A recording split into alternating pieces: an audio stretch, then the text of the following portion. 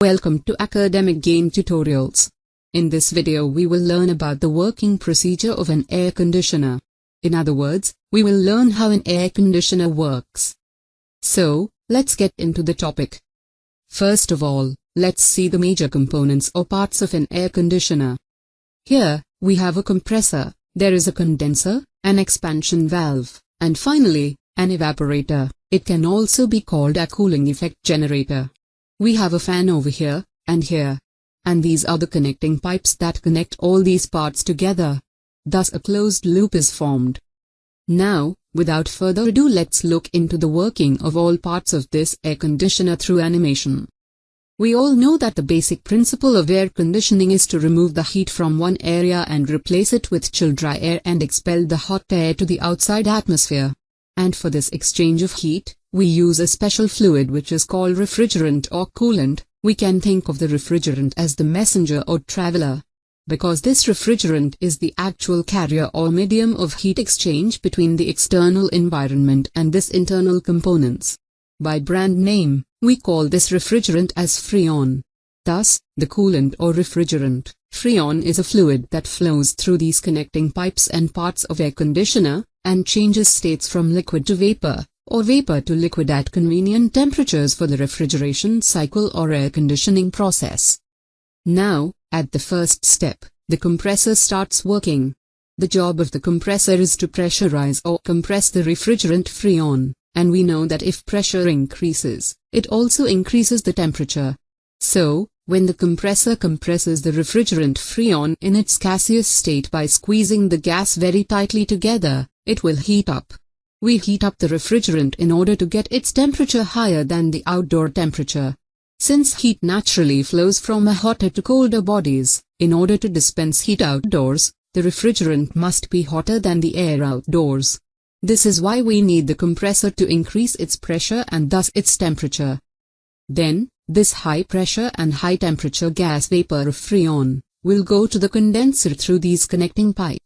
After that, in the condenser, this high pressure and high temperature gas vapor of Freon will change its form from gas to liquid in the same temperature. That is, the temperature will remain same. The condenser will just change the physical state of the refrigerant Freon from gaseous form to liquid.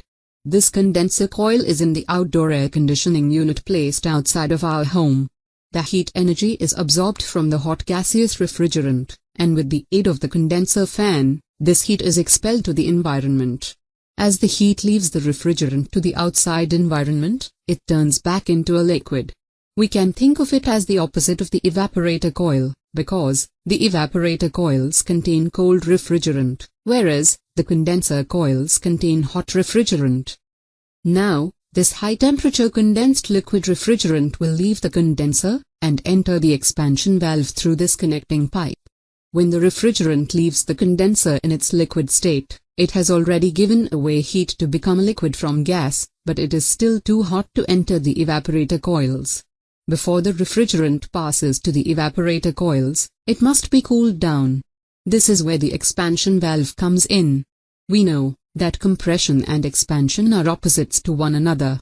Here in compression we needed to increase the temperature of refrigerant, so we increased pressure by compressing the refrigerant Freon and thus increased temperature.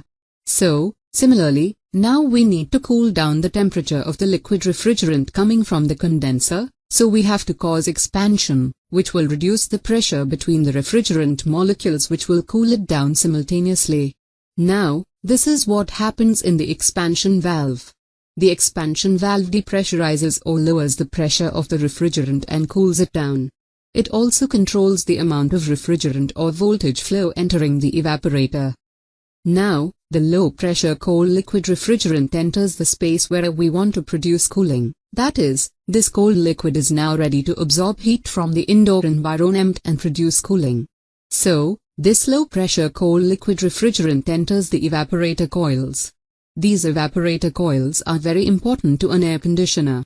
The evaporator is the indoor air conditioning unit we pulse inside our home, where the air conditioner actually picks up the heat from inside our home.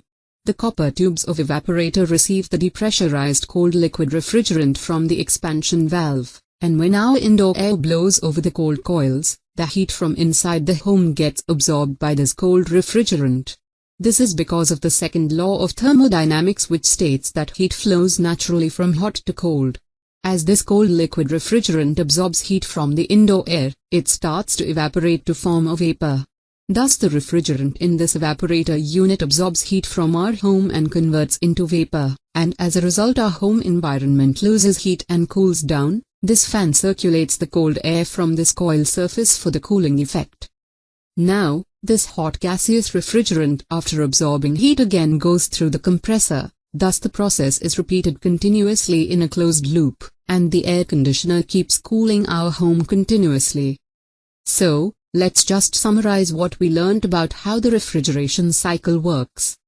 The return vents, located inside your home, suck in hot air from inside the room. The refrigerant picks up heat as air flows over the evaporator coils, which are very cold.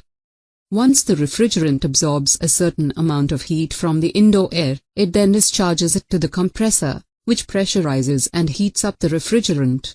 After passing through the compressor, it flows through the condenser coils. A big, often loud condenser fan helps to push air over the condenser coils to facilitate heat transfer outdoors. Refrigerant then cycles back over an expansion valve, depressurizing it and cooling it down. It then performs the same heat absorption process over and over again. Thank you for watching this video. If this video was helpful, subscribe to my channel Academic Gain Tutorials for more updated videos.